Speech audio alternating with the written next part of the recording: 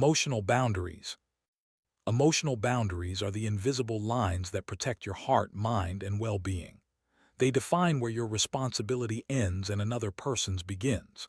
Without healthy emotional boundaries, it becomes easy to absorb others' stress, guilt, expectations, and emotions, often at the cost of your own peace. Learning to establish emotional boundaries is not about shutting people out. It is about showing up with clarity, respect, and balance. Setting emotional boundaries begins with self-awareness. You must first recognize how certain interactions make you feel: drained, anxious, pressured, or unseen.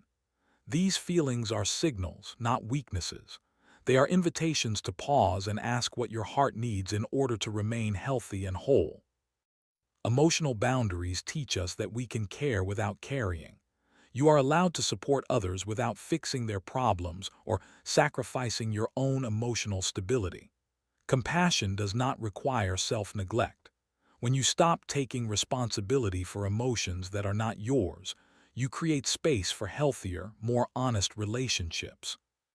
Boundaries often require difficult conversations and the courage to say no. This can feel uncomfortable, especially if you are used to pleasing others or avoiding conflict. But every time you honor your limits, you build self-respect. Clear boundaries reduce resentment, prevent burnout, and allow relationships to grow in mutual understanding rather than silent frustration. It is important to remember that boundaries are not punishments, they are guidelines. They help people understand how to treat you and what behavior you will accept. Healthy boundaries are consistent, communicated calmly, and rooted in self-respect, not anger or control. Emotional boundaries also mean protecting your inner world. This may look like limiting exposure to negativity, choosing when to engage in difficult conversations, or giving yourself permission to step back when emotions run high. Guarding your peace is not selfish. It is necessary for emotional health. As you practice setting boundaries, you may face resistance. Some people may not understand or may react negatively, especially if they benefited from your lack of boundaries before. This does not mean you are doing something wrong. Growth often changes relationship dynamics, and that is okay.